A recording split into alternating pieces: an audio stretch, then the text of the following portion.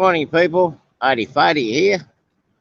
Doing another learning curve test for live streaming. Back here at Gringilla Yard. Not too many freight cars in here this morning. Don't know what's going on. These hoppers in the middle of the track here, on the middle line, they're the limestone. That's the limestone train, or part of it. She's empty. She comes up from the mountain. I was actually hoping to see the depart.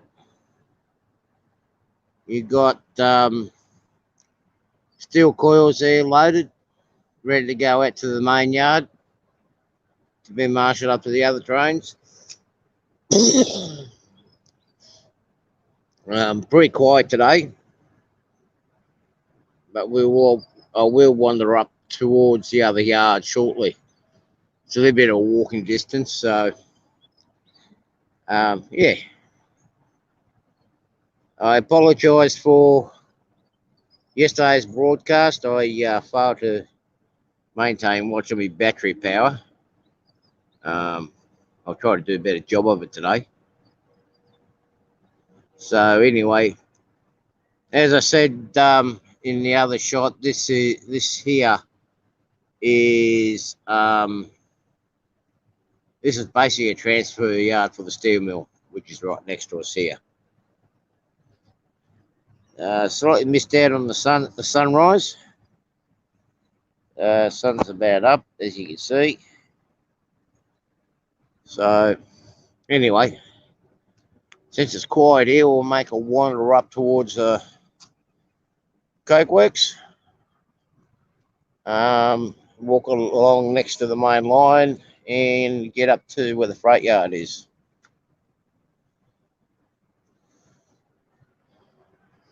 One time in the near future, I will try to make an attempt to do a night streaming with some of the freight trains, these empty steel trains arriving, and how they split them up. Doing the switching here at this yard here, it's actually quite interesting. So anyway,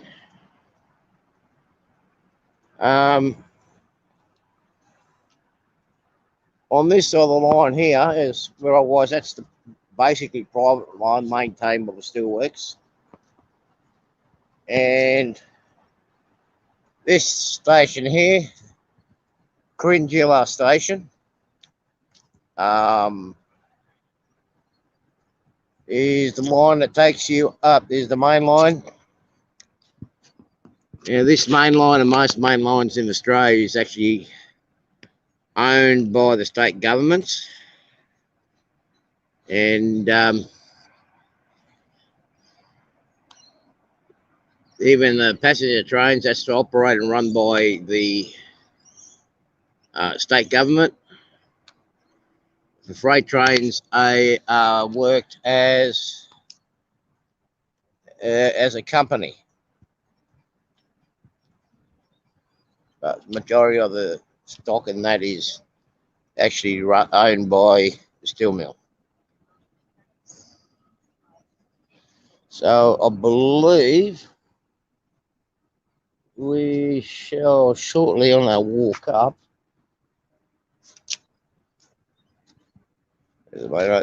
we should have one of the passenger trains arriving. That's going direct up into Sydney. So on this side here, it actually we'll walk up to it, but it actually goes into a single line. Just on the platform there, I worked on this section of the line in the earlier days. There's a bit of a sinkage spot right at the end of the platform. So anyway, we'll walk and make our way over to the other side, to the road, and follow the footpath across, and walk up towards the yard.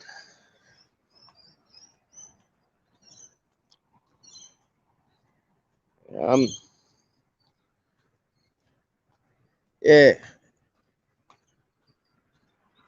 So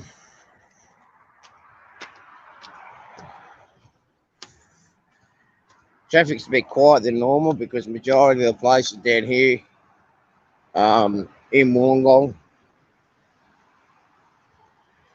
is oh, they've changed all this. We're in lockdown still, and where things are going, we shall be for about at least another month, sadly. But it's good. It gives me the opportunity to come out a bit, and do some video footaging and whatnot with a limited amount of traffic.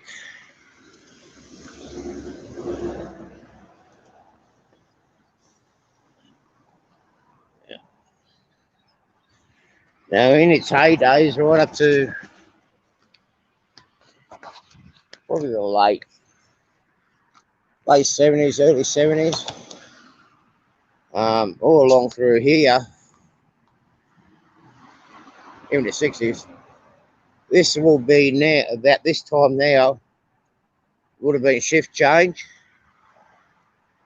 for the steel mill, and bustling with workers coming in and out the steel works.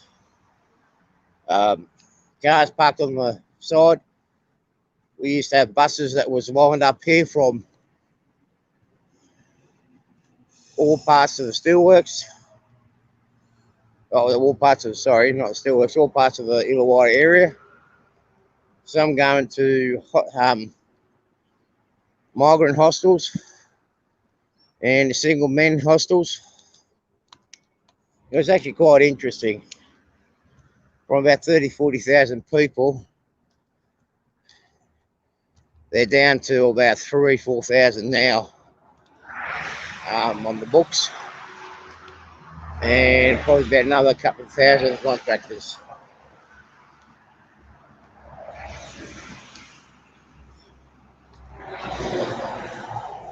Busy road, Spring Hill Road. Basically takes us around through the eastern side of the city. Unfortunately, the train line doesn't go any further. Then up around the corner, up into Port Kembla.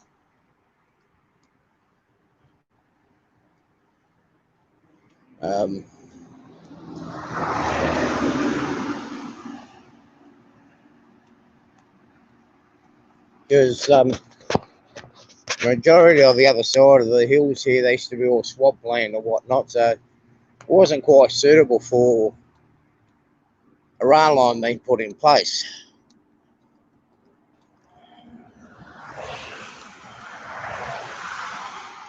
And also, this wasn't the original road in the area. The original road used to actually come up, which is on the other side of the steelworks, which I'll get to probably next week sometime.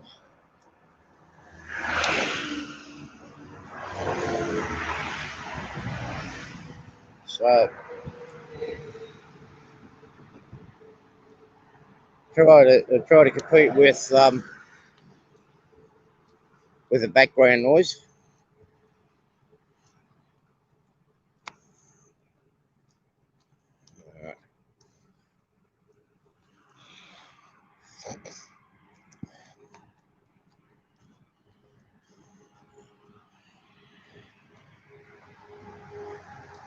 So as you guys can see, I'll try not to have the glare, too much of the glare. Walking up past the tanks. Then we've got the road in the background, which is the gas holders road. It takes us up to the Let's see if I can cover it up. The road up through there takes you up the coal preparation plant, where they pulverise and prepare the coal for the coke ovens to produce coke. Building to my right used to be the rolling mill.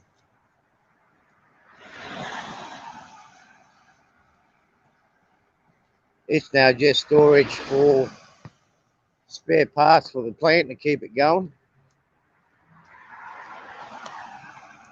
The original buildings on the other side,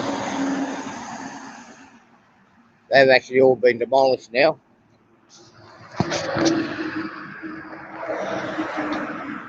There was the train. Baggage being carted. Cement trucks. We've got a cement plant down the road here. Now, the other reason I wanted to come up here as well, just to show you guys something that's going to be taken out of the skyline through this road here, and that's the old gas pipes and the infrastructure that went over to what we call the number one works on the right, because it's no longer producing steel at the furnaces. There's no furnaces there, it's all gone. So they're removing all this, which is going to be rehabilitated close to what it used to look like.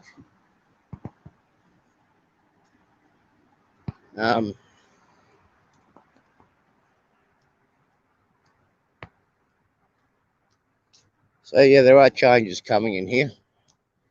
All the steel that's been cut down from here is going to be reused in the local mill. But a lot of this has been sitting here since, I think it's about the mid-50s. And I never thought I'd see the day, but it's all coming down now.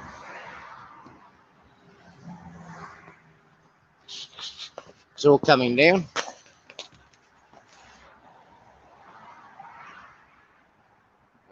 There's your main line. Standing here, as you see, we actually are using concrete ties nowadays. A lot of the wooden ones and steel ones in this area have been removed. In the distance, you can be on the other side of the trees. You can actually just make it a number 6 blast furnace, which is about to be relined next year and fired up again. Now, where you see that white truck, that's one of the coal trucks that came down from the mountain. I believe he's going to come around the corner here. I'm not too sure yet. No, he's loaded. He's going around the coal preparation area. They do bring coal in here by both combination road and rail. Where there's coal mines by the rail line, they bring them by rail, obviously. There are other coal mines which haven't got train lines in it. They cut down by road. So anyway, we'll walk up further towards the other side of the rail yards.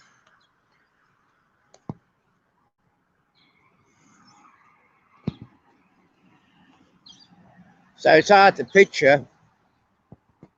It's really hard to picture for someone when you said there used to be cars all parked up here on both sides of the road. You don't see nothing. On my right here, this was one of the busiest areas at the time, especially in my childhood. You had the soaking pits here for the ingots, and you had one of the rolling mills, roughly about, you might just see it up in the corner there. It was the start of the old mill, rolling mill. where they used to roll down the rebar and rail lines. There used to be a lot of rail lines made here. Of course, over in the distance there, on the other side there, that's the coal stockpile for all the prep coal, or storage coal. That's all been modernised with a conveyor system. There used to be a gantry crane there. We used to feed it into a hopper, and then feed it into the steelworks, into the cake works, sorry. And then from there also used to be a little scrapyard there, as far as I can remember. But it's all gone now. They've modernised, they cut down on the staff. Yeah, most of these trees were probably the size of, probably about as big as, tall as a young kid, nearly 40 years ago. It's all been revamped with extra new trees being planted. Sides have been covered up with recycled effluent, coal wash, and a bit of slag sand that's not used, cannot be used for anything.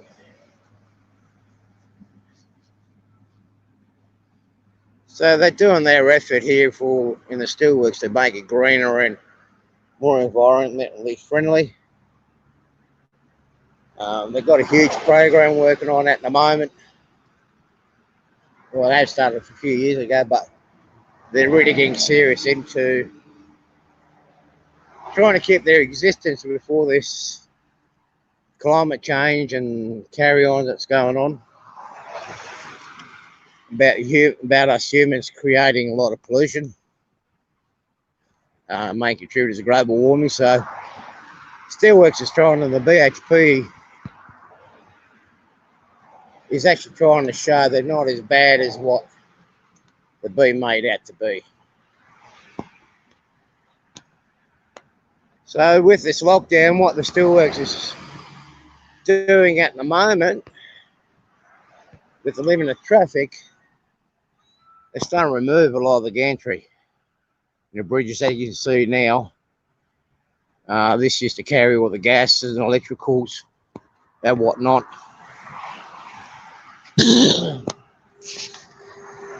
It's slowly being removed off the road. Of course, here it's going to be fun removing this small section here, which is below the high voltage power line, so that's going to be interesting. Yes, those power lines are live, and middle section, it's obvious that's going to be removed when the next rail shutdown is in the area for the weekend.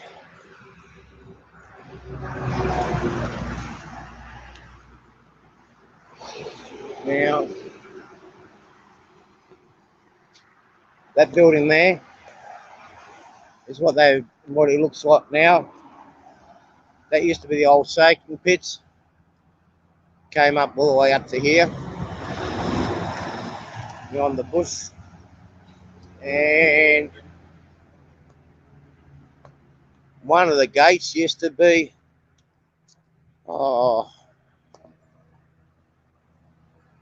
roughly in the middle there, between those trees. There's one of our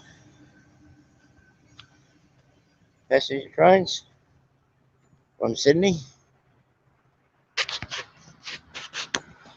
It runs on an hourly system.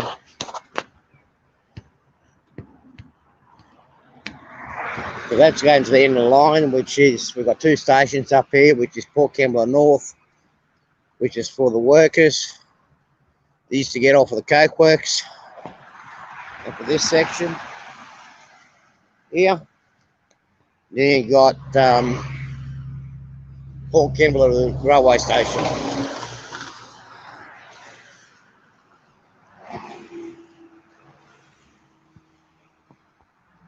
A lot's changed through here over the years.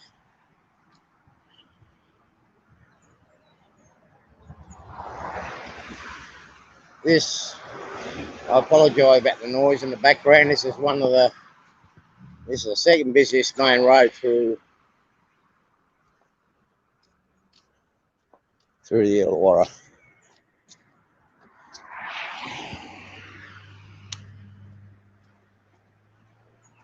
So in the distance there, that's the part of the old private line of the steelworks. It's no longer in use. It's been decommissioned, more so because of an accident that was underneath that bridge about 14 years ago.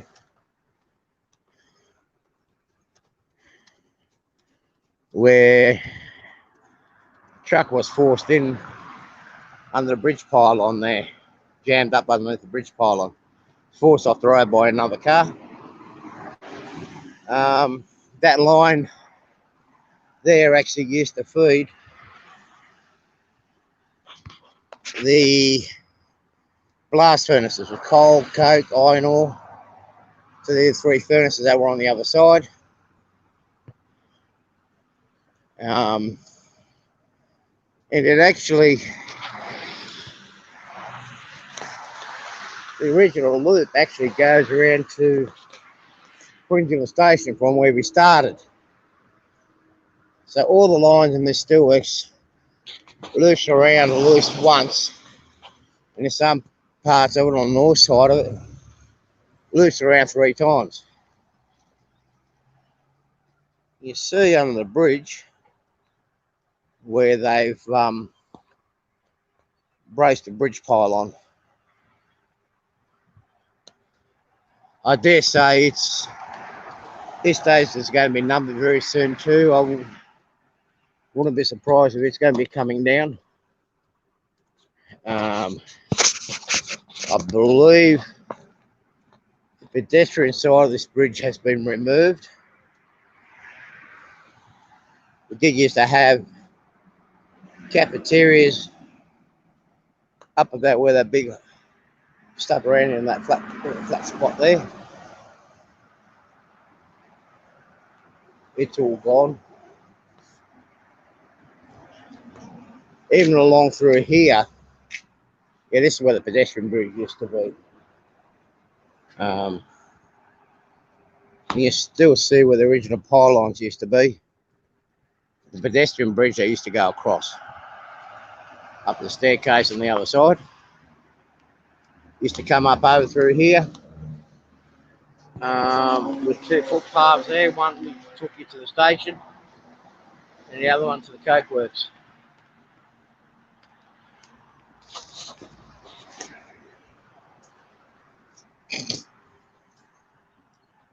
So there has been some changes here. So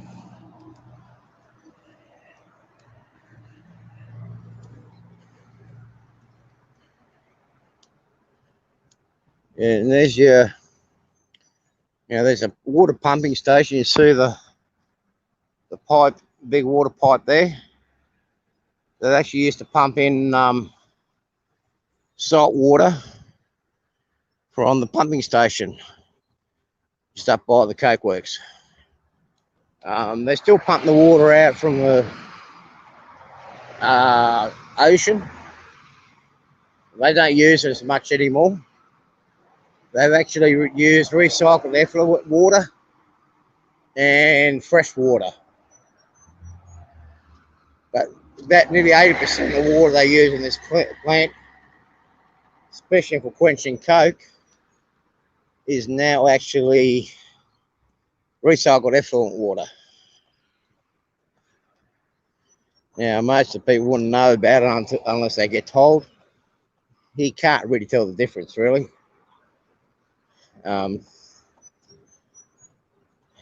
So, here we are, we're working our way. Oh, mermaids.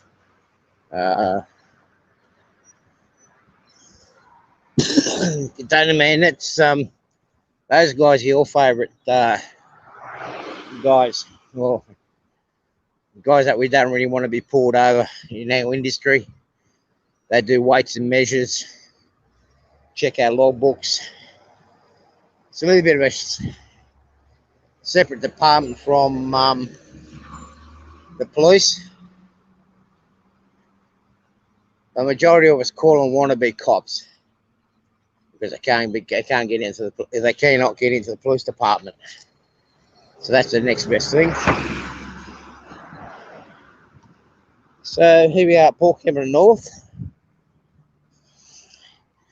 Station is, get out the glare in a bit.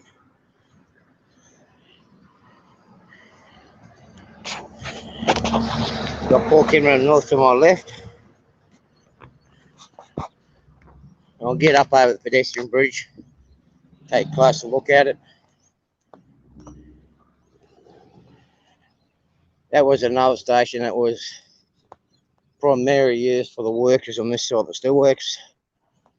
There's actually 3 stations within the steel mill that runs along the original line of where the original lines were laid. You got this one, you got Port Cameron North, you got Cringula, then a station called Lysart, which are basically your 3 main stations, which were your 3 main stations for its heyday. Now behind, talking about revamping and putting things back to where they were, along this tree line here, I'm also on the other side of it, is the old coke ovens battery, or what used to be number 1 battery. When I first started working, that was one of the jobs I was involved in doing the demolition. So this is Port Cameron North. You've got the 2 tracks joining into one. You'd be surprised how busy this junction is. And it goes up on the other side of that bridge, which I'll walk up to in a minute, which is the main freight yard, is where they make up all the unit trains or the steel trains that's about to head out from the area. The original road used to flow under the bridge. That bridge came in probably about mid to late 70s is when that bridge was constructed.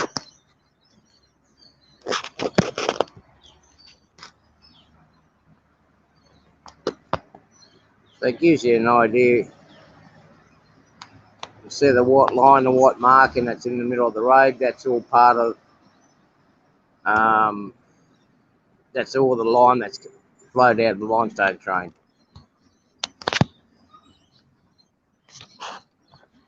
Now, if you remember those limestone cars that we saw, now they'll be taken out later and they'll be taken up into the yard.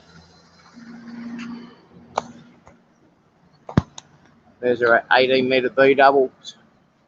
They can pretty much go in most areas. And there's one of our tippers. And a cement tanker following it.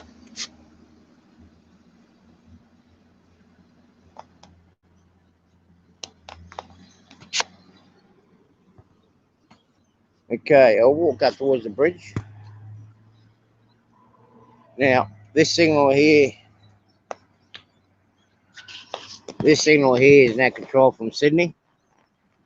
It works on the CTC system from here. Everything operated out of Sydney. Okay, we'll walk our way to the other side. And work our way to, so we're going to actually have a look at the rail yards. Now, even the rail yard itself loops around itself. Uh, I'm actually quite surprised that poor Kembler loco, the end of the line, never actually had a turntable. Nearest to turntables where he used to be at Wollongong, and then there was a big engine facility before Kembler was made up. There's a big engine facility at Thurrool with a big turntable. That's all gone now. You can only see what used to be there in books. Now, in the distance there behind the trees, we can't quite see it. That's the diesel shop for where they did the do the repairs on the private engines inside the steel mill. It's still operational, but it's leased to I think it's who is it leased to? I think it's leased out to Gonnan, which is a train manufacturer, and they do the rail service as well.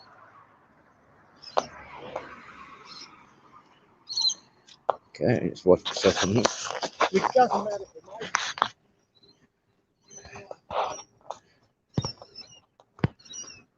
So yeah, well, I don't know if I'll ever get access to get back in there again, but I'll certainly give it a try.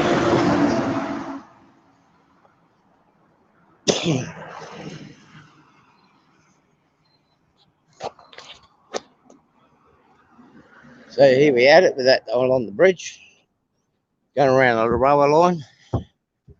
Towards the left, you'll still see what's remains of the cake works. Still operational 24 hours a day. It's sadly and unfortunately we can't see the coke being pushed out anymore because they actually capture all the emissions and gases that come out from when they push the coal out. So anyway, I'm going to try to make my way across this road here without getting run over. Again, it wouldn't be very nice to see me getting run over live on camera. Wait for the speed over to go through.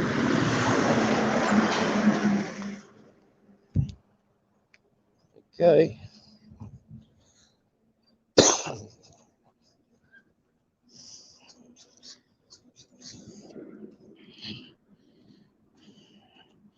So here you have it.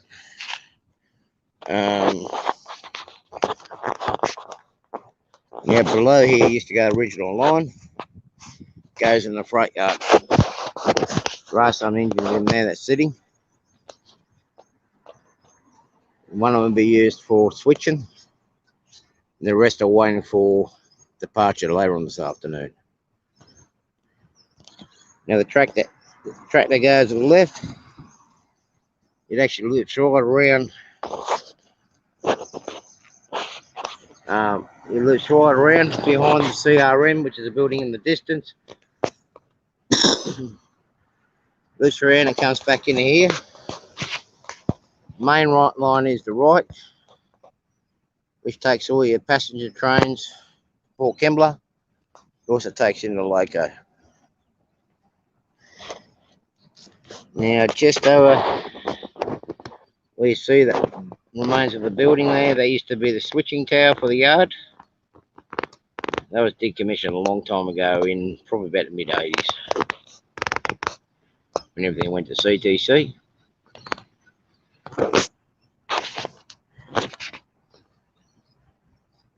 It's not as busy as what it used to be. That building in the distance now, all it does is, what they do there now is just store plate and coiled steel. So yeah, things are sort of like It says it's not the way it used to be anymore. It's not as busy as what it used to be. I mean, train, there used to be copper smelter in the distance. It's all gone now. Basically, Wollongong, or the region as we call it here, Illawarra, was based on heavy manufacturing, heavy industry, steelworks, copper making. And yeah, we've got the new cement works in the distance. Next to it is going to be the new container wharf, which is earmarked in the planning stages at the moment.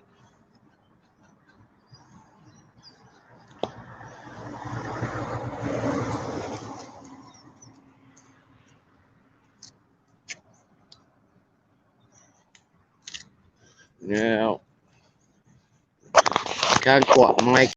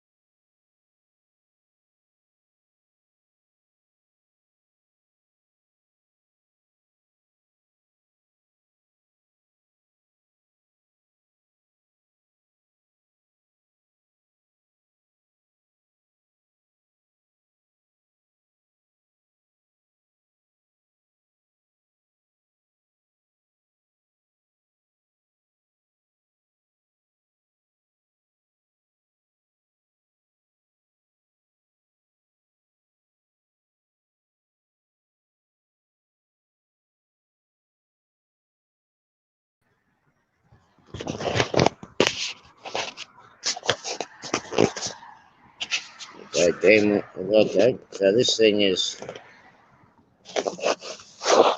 moved around on me.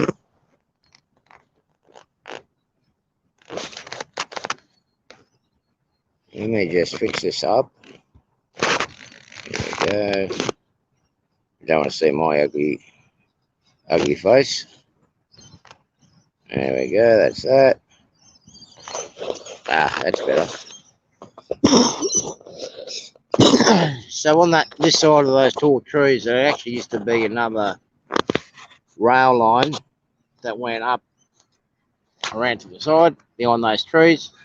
And this area used to be called Stillhaven. Now this was the original scrapyard for the steel mill before it got expanded over to the right hand side of me here.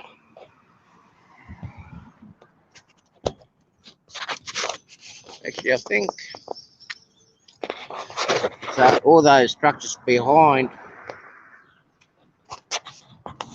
the tree line there, that's all the sheds from where they used to maintain the diesel engines and the steam engines that used to run within the steel mill.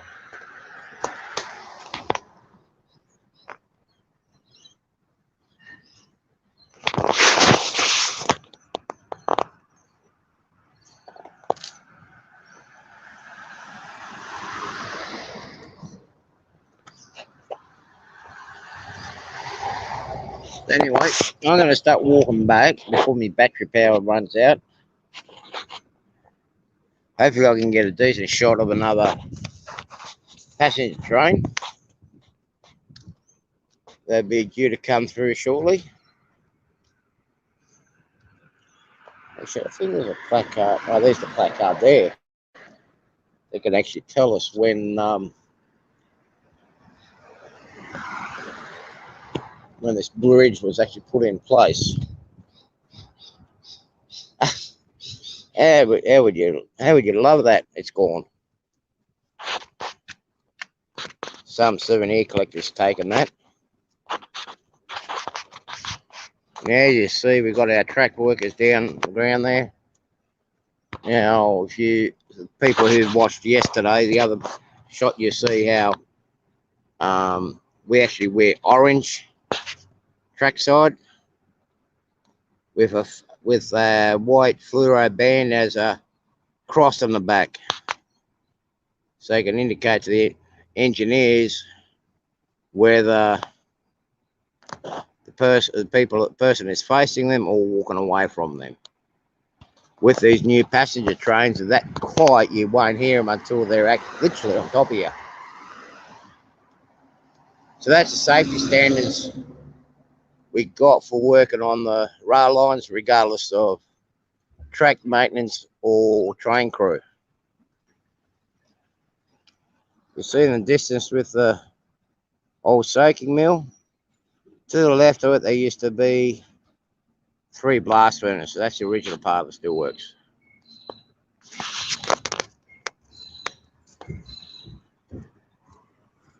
So anyway, we'll start walking back.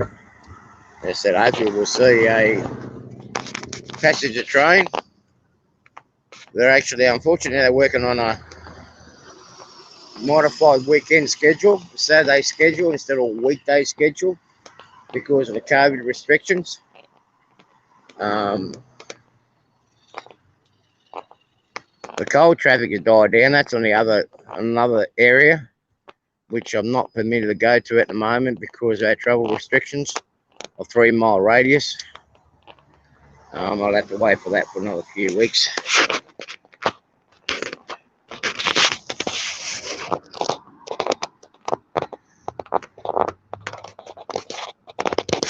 All these buildings here, including the one on the left, they should do conveyor systeming in there.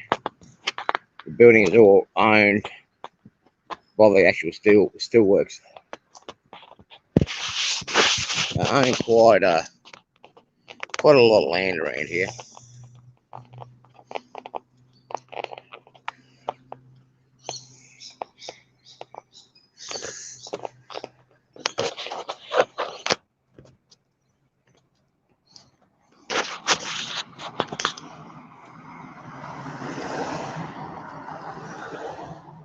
I believe with those workers waiting there, I believe there is a train about to arrive.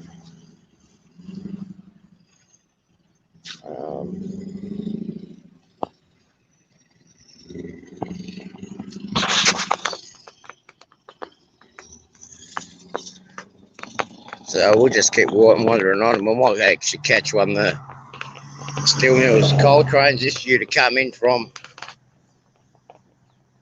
Mount Kembla.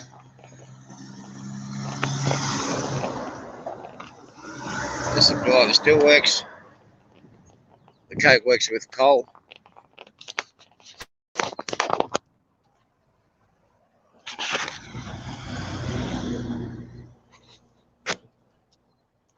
And I believe, looking at the time, yes, there is an actual passenger train due in soon.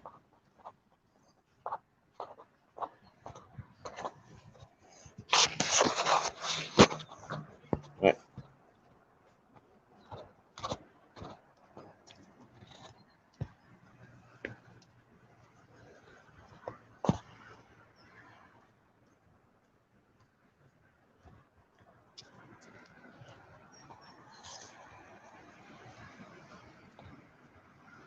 So for those who knew what the area looked like and moved away from here, say the last 30 years, say 30 years ago, you can actually get a look on what it actually looks like. Now, you can see on the stanchion there, which is our speed limits for our trains. You should be able to see it. Now, the top one is for your freight train. One in the middle is for the new modern passenger trains that we've got. And the bottom one is basically for your standard passenger trains.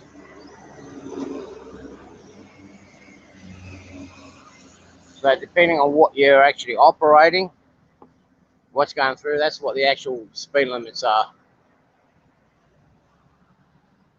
Now that blue one there, they also use that for the high-speed train that runs from Sydney to Melbourne and the regional regions, Brisbane. And all the other lines, they just have the yellow and the white. The XPT doesn't operate in. So that's a bit of information for you. And for the Americans, that's not miles an hour, that's kilometres. Okay.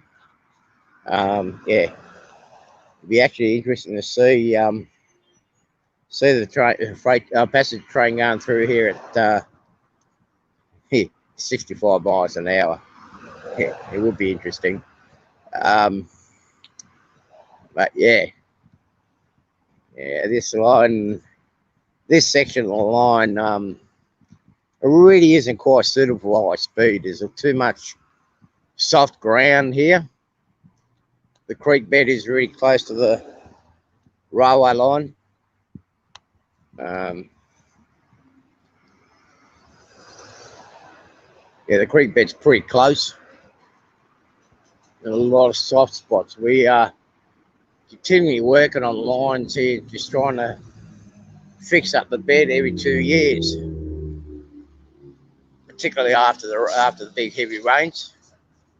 Within about 6 months after heavy rains, we've got to come in here and fix the rail beds. Yeah, it was one of those design flaws at the time when they entered it. It's settled down a bit now since there's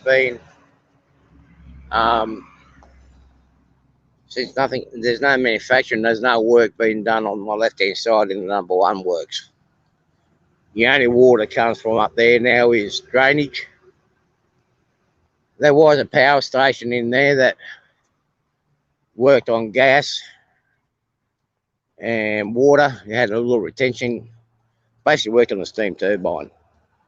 But they were actually burning off excess gas that was actually produced from the coke works, which is to my right. So everything was reused. There was nothing, even back in its heydays, there was very limited waste. But now that power station's gone past the use by date, it's no longer in commission. They're now working on a new power plant where it can capture, you might not be able to see it, be able to capture the excess gases while coming out of that stack. And all the other gases that are coming out from the other parts of the steelworks. So they've got a huge program in here with recycling everything that's been manufactured in here or produced. Some more cement going out, probably going up to Sydney or other parts of the state. The majority with the construction going on in Sydney, fair bit it's going up into Sydney.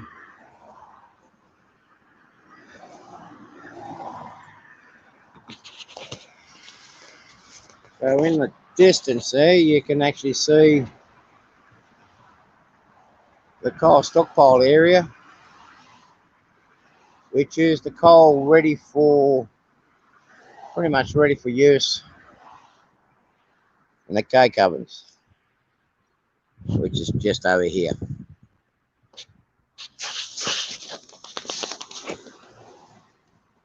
About 67% of that coal is from the local mines. The other lot is actually coming down from Sydney, from Newcastle. For those who don't know about the coke process, how it's made, it's basically like a cake recipe. You need certain types of coal to produce certain types of coke. You can just get the glimpse on the other side of those pipes there, or the other side of the gantry. That's the number 5. There we go. Just over in here. That's your number 5 blast furnace. That's the only blast furnace that's working now. Should be decommissioned in the next 10 to 15 years. In her heydays, it was a state-of-the-art blast furnace. Everything running on conveyors. Trains weren't servicing that furnace, apart from the slag and the molten steel, which was transported by ladles. Number 6 blast furnace, which is the other one, the only train operation you see with that now, or if they fire it back up, is your steel ladle trains with the raw steel with the pig iron. And everything else, like all your slag waste, that's all been transported by road with big giant dump trucks. And over into 21 dump, which is the other side, which is a bit hard to see from the main road.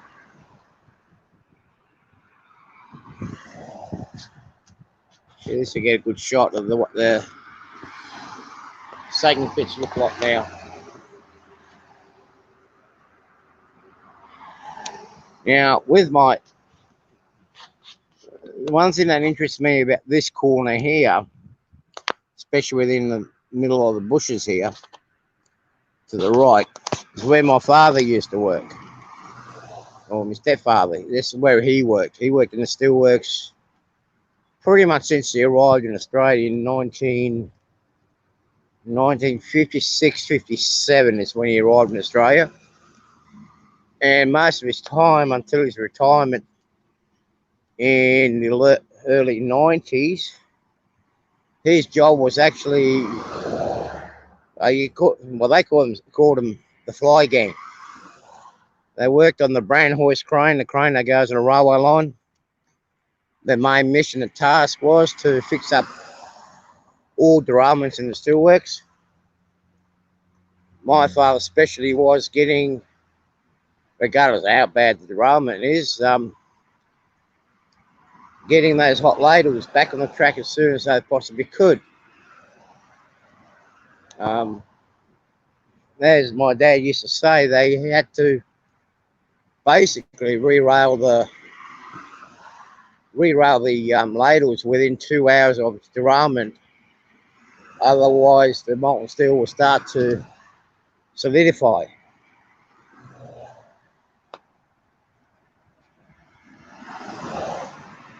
Okay. Oh, just missed it. All right. I'm gonna have to cut it short. I just missed it. Damn. This is why I hate trees. Too many trees. We missed out the passenger train. Hopefully we'll finally see the other one going the other way, because they usually crisscross up around here somewhere. At least you guys will get to see one decent passenger train. If not, I'll have to find another spot.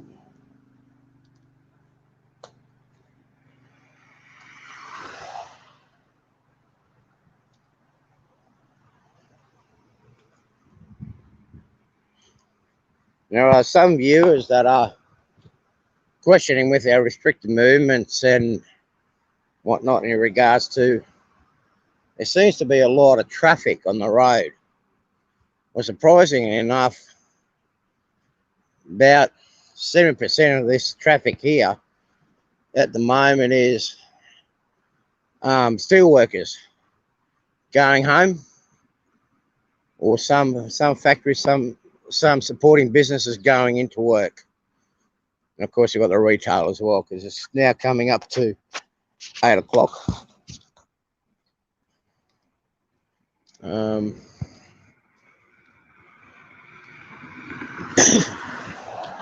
That's why you see so much traffic. They cannot close down the steelworks. They could not shut it down. If they shut it down, it's going to cost them billions to refire all the furnaces again. Not millions, billions. In its lifetime, it was never shut down.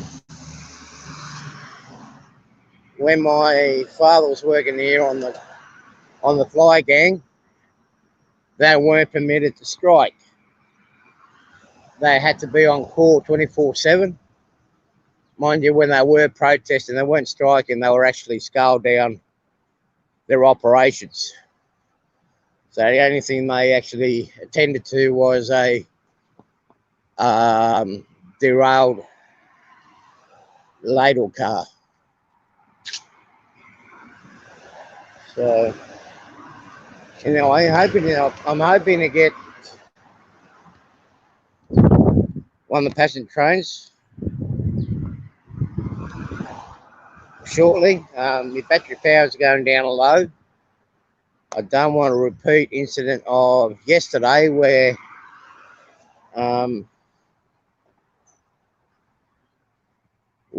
the broadcast actually cut off with my flat battery and decided still to record for about another 20 minutes with a blank screen.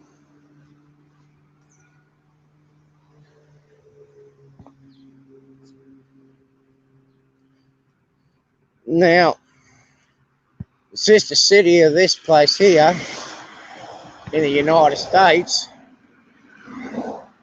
I believe, will be Cleveland.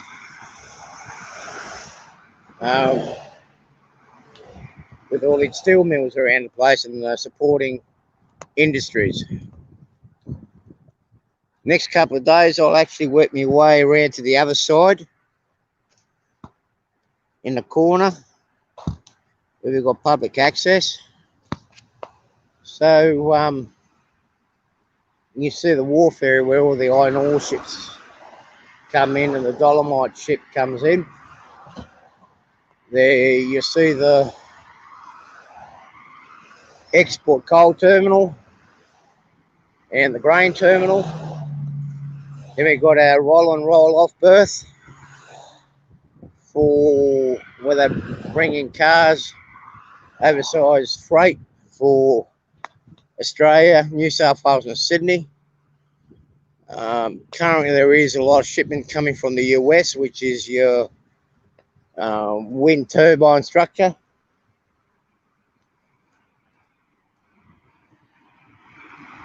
So we'll have a glimpse of that in the next coming weeks.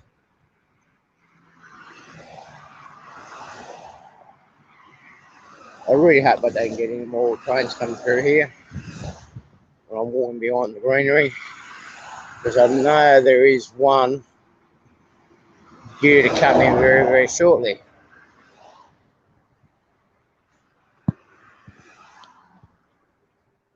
I'll stand here for a little bit. Now this is the interchange here.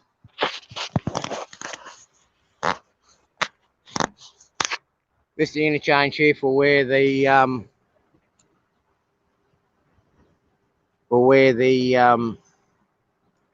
private line meets the main line.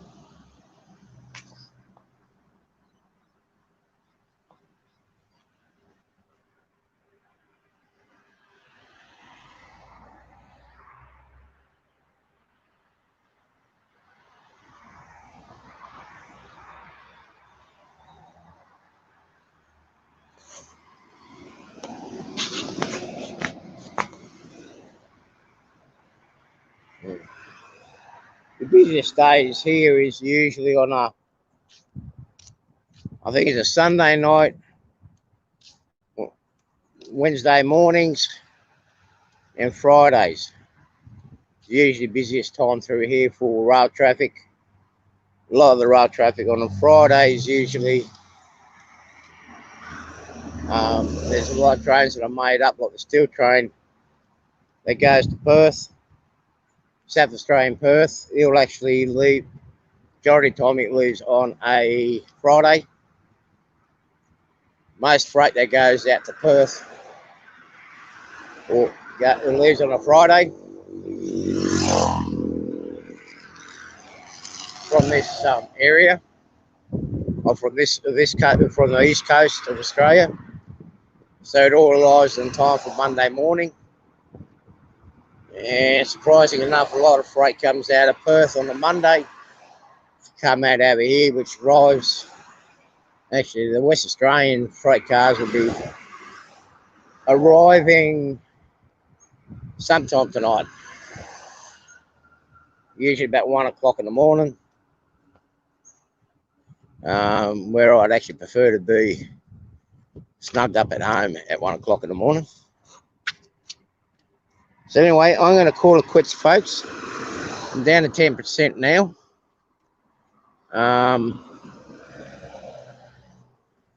Hope you guys enjoyed the stream. I will do another one I'll try to do another one tomorrow, if not tomorrow, next week. I'm still attempting to do a sunrise stream over the weekend, which would be done on the other side of the steelworks, a couple of locations.